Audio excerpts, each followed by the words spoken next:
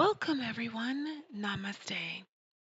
Today, let's talk about the top 5 signs you're probably experiencing narcissistic abuse and you may not even know it. Number one, you start questioning your own reality.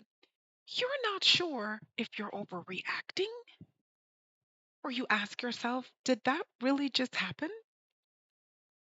Or, oh, geez, maybe it was my fault. When your first initial reaction was, I think I'm getting abused here.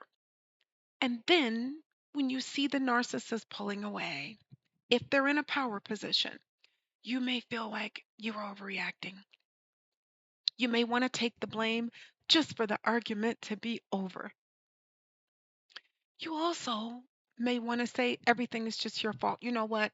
I should not have, taken that alcohol bottle and moved it away where the alcoholic couldn't find it. I shouldn't have done that. You start to blame yourself. So when you start looking at things that way, you're going to constantly be asking yourself if you're being abused. That's how you know you probably are experiencing narcissistic abuse and don't even know it. Number two, in your own home, in your own space, in your own vehicle, at your job, walking around when things should be peaceful, you're going to notice that you're always walking on eggshells. You're never really comfortable or at peace. You're going to have to carefully choose your words because you're not sure how the narcissist will react to something that you say. You're not sure if they're going to get upset if you need to change the plans today. You're not sure if they're going to get angry because they told you that you better be home at 2 and you didn't make it home till 3. You're not sure if they're going to be angry that you didn't follow any direction that they gave to you. They may fly off the handle. They can make a mistake because they know you'll cover for them. But if you make a mistake, you're going to hear about it. That is how you know that if you make a move to the left or right and it triggers their anger, their criticism, or punishment, you are probably walking on eggshells because you have a narcissist in your life. You can't live freely without a feeling that there's some type of conflict that's coming.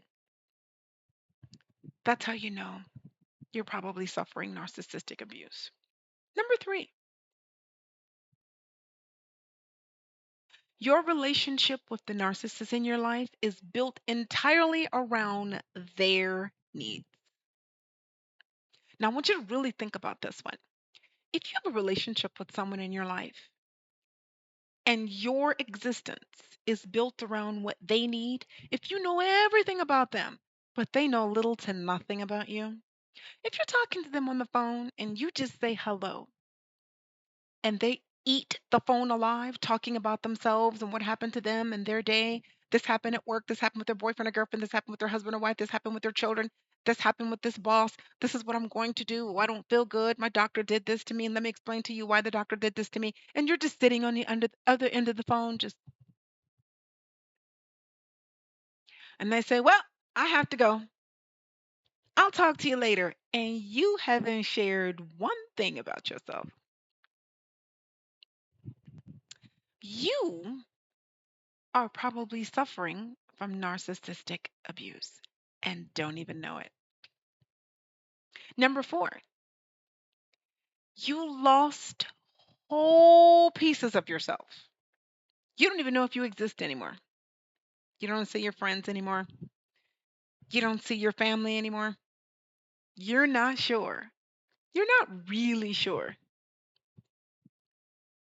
if you're allowed to kind of go out and see your friends, if you're allowed to take the vehicle and go out and do something you want to do alone. You're isolated. You don't have anybody around you except this narcissist. You're afraid to speak up because if you do, well, that narcissist might take the money away. That narcissist might cut off your allowance, cut off your credit card, stop paying your rent. They might put you out. That narcissist might tell a secret that they know about you. That's how you know you're suffering from narcissistic abuse. who you used to be. You used to get out and jog and run every day. You used to get out and do amazing things. You used to play an instrument. You used to go to dinner. You used to play cards with these people. You used to go bowling with the boys. You used to go hang out with the girls every Friday. You used to go to Taco Tuesdays. And that's all gone now. It's just you and the narrative that the narcissist needs you to fit. The person you were is a distant memory. You're being abused at the hands of a narcissist. Number five,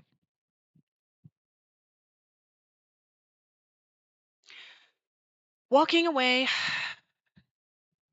Walking away. The thought of walking away is so, you know it's the best thing to do, but you are so terrified at the thought of walking away from this narcissist. And they're really not giving you much. You're really not getting much from them.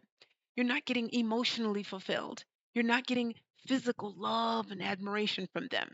If they give you any type of physical love, any type of sexual or physical contact, it is fitting their needs almost only.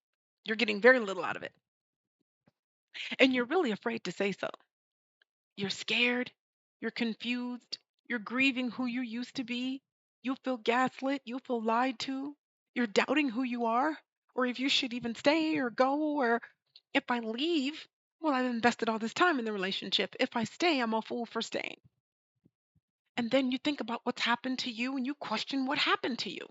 Geez, I got sick and they weren't there for me. They left me and they keep taking off and doing what they need to do. And I just have to be here just sitting, just wasting my life. You start self doubting everything about yourself. You are suffering at the hands of a narcissist.